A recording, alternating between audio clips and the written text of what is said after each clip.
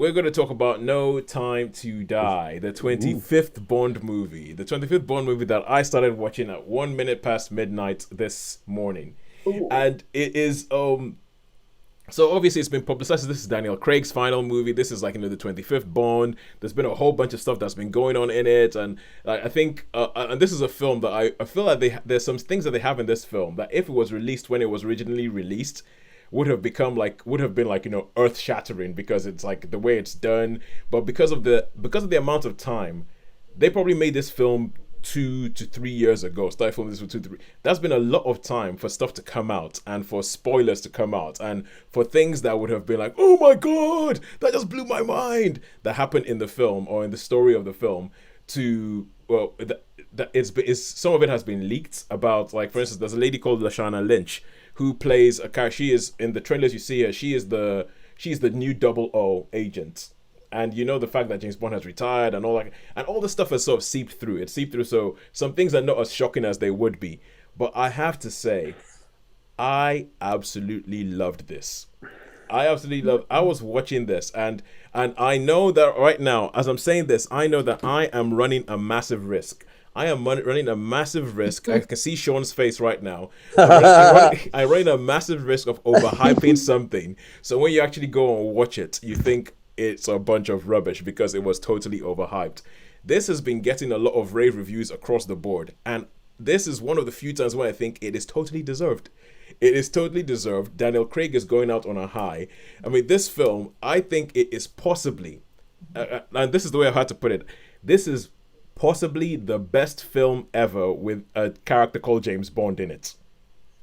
Really? That's quite Yes, high yeah. praise. Yeah, it might not be the best Bond film, because when you talk about a Bond film, people have certain things that they expect. You're going to have this. You're going to have three women. You're going to have they're going to have three women that sleep with James Bond. There's going to be one woman for the opening sequence. There's going to be one woman halfway through who's actually affiliated with the bad person who he sleeps with anyway, and then she's going to die at some point. And there's going to be the woman that he finishes off with in the final.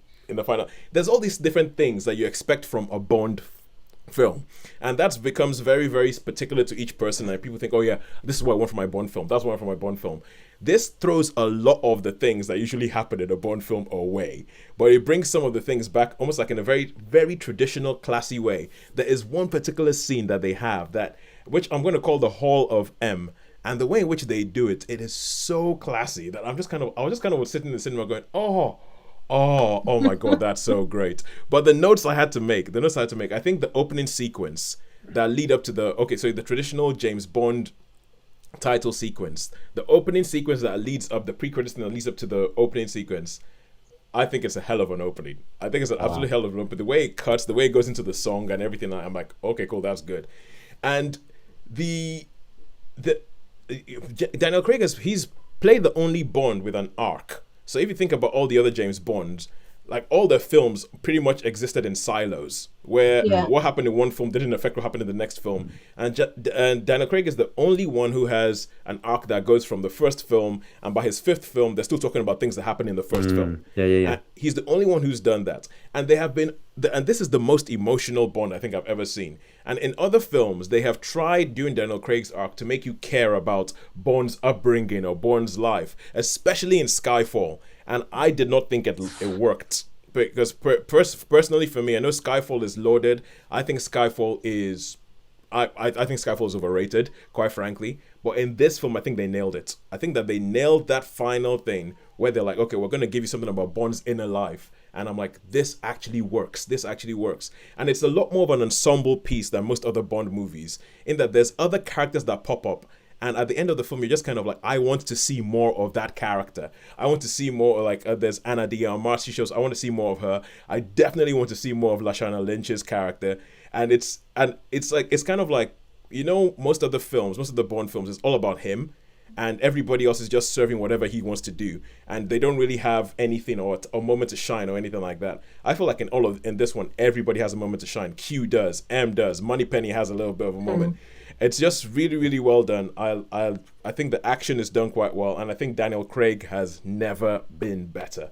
He sells everything in this film. He sells good. The emotional bits believable. I was, as I said, the film is about 2.5 hours long, and Hang on, that is it. Telling me my 5 minutes are up. So just for a roundup, the film's about 2.5 hours long, and I had to keep checking my watch, not because I was getting bored, because I was like, seriously, 2.5 hours? But it seems to be flying by. Is it? Oh yeah, we have been here a while. So yeah, all in all, I really, really enjoyed this film. As I said, it might just be like, recency stuff happening, or maybe I'm just high on watching a film at midnight, but I think it might be, for my money, the best James Bond film ever made. Ooh, cool. So, Wow. Yeah. Excellent. Yeah. And now I'll leave you guys to go watch it, and then you can totally tell me, for goodness sake, Toast, that was a bunch of rubbish. How dare you? Since when does James Bond have feelings? Because Bond has been one of those slightly problematic films, hasn't it? I mean, I went through a phase when I didn't see anything after GoldenEye until Daniel Craig. I think the GoldenEye was the last cinema release I saw, and then I might have seen a few in between, but I certainly am not a completist, and I've seen all of them. Yeah. And I've seen all of the Daniel Craig ones, but there's a gap where I just haven't seen. I didn't see any of the Timothy Dalton. Haven't seen those ones. You haven't seen the Timothy Dalton? No, since Shirley Bassey stopped singing the theme songs, I've got a gap in my knowledge. So I'm one of these people who've grew up with it, as we all did. And then sort of every now and then I sort of will make a nodding acquaintance with Bond without getting too closely involved. Yeah. And then I've sort of had a nodding acquaintance with Daniel Craig's Bond. Yeah. But because, so... For me with Bond... I'll watch it. I'm sorry. Yeah, for me with Bond, it is basically Sean Connery is Bond. I watched the only good Roger Moore one is Live and Let Die, which was written for Sean Connery. The rest I just cannot remember, and I think they're a load of tosh. I really, really liked the two Timothy Dalton ones. I thought they were right back to Bond. I think he was a good Bond, yeah.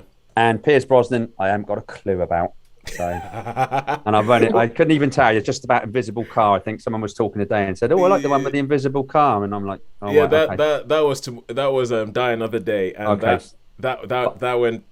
There's one particular scene where you just think it's time for Pierce Brosnan to go. I will totally. I didn't like the Brosnan stuff, and I'd really struggle in a film quiz if it was Brosnan and James Bond. I wouldn't have a clue. Now, Craig's brought it straight back. Really, I think. Yeah, so I'll tell you. On track. Okay, so no, you just raised a big point, because obviously there was a lot of stuff I had to say, and we might talk about this again next week. But with most Bonds, you just raised the point that you do not remember what the hell happens in them. You don't remember what the plot was. You don't remember who the bad guy was. You don't remember what they were trying to do. You don't remember what he was trying to stop. You might remember moments, he jumped on alligators. He kicks a car off a cliff. Something like that. You might remember, but you don't remember what the hell the storyline was. And also, the women have nothing to do. I mean, if I'm going to be totally honest. Yeah. And in this film, this is a film that I think I will remember the plot of this film over and above all the other Bond films. I think, even Dr. No. What the hell was Dr. No doing? I can't remember. He's going to take over the world, isn't he? yeah, they all want to take over the world. Why? How? No one knows. But this one, I think I will. This one, I think I will remember. This, I will remember, and that says a lot. And also, the women in this film, they've sorted it out. I think that they finally, because every time a Bond film comes up, they go, "Oh yeah, the women in this film, they're going to be different. They're going to have their own thing," and they say it over and over again, and it's a lie. The women come out and it's the same old Bond nonsense. But the women in this film, it's almost as if they watched Black Panther, which people have referred to as the James Bond of the MCU. It's not too in your face, is it? The female side of it. I mean, not like. Oh, sure. That's good. Sorry, no, I don't mean that horridly. No, I know. When it's done. When it's done well, it's like, if it's done well, it's absolutely terrific. But when it's like, we know why that's in there. That is just too like, I don't know what the word is. Too. Cliche. Yeah. No, it's almost too preachy. Yeah. It's too preachy, but no, that isn't. I think, as you alluded to, Tosin, with a lot of these Bond films, you get the feeling that everyone who isn't Bond is like in a waiting area, waiting for their scene. They don't have a life outside of what you see. And I feel like with Moneypenny, she's one of these people. She's like reading a book, or she's doing her nails, and then as soon as she hears the door go, she's like, "Oh, pretend to be typing." Oh, James! Oh, finally you're here. Now I have purpose. The only work she does is those sort of 10 minutes between when he's coming in and out, and you get the feeling that as soon as he's gone, she's like feet up and doing her nails and reading a book again. She doesn't have a life outside of what you see on the screen. And if they've made, and I was good with M. I get the feeling that he pops up. Oh, look at this gadget. Oh, look, lovely. Ooh, or Q or whatever his name is, whichever one it is. It's like, oh, look at this. Oh, that's no. I think full marks to Neil Purvis, Robert Wade, and Phoebe Waller-Bridge, who she wrote Fleabag. She created Fleabag and Killing Eve, and she did some work on the script for this. And there's some lines that I end up like, that is a Phoebe Waller-Bridge line. That is totally what? Wasn't she involved in Rogue One as well? She played a character in Rogue One. I thought she was involved in the writing. She might have done some script work, because that does sound like her. There's some lines. There's one particular line that Ana de Armas says, and I'm like, that is a total Phoebe Waller-Bridge line.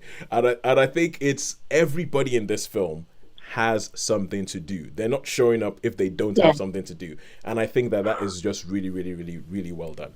And I'm glad I've gone through that without giving any spoilers whatsoever, because this is an easy. There's so much spoilerific stuff. Spoilerific. There's so much, but I'm gonna move on from that. So that is it. No Time to Die. You guys go see it tomorrow. Come back next week and tell me how wrong I got it.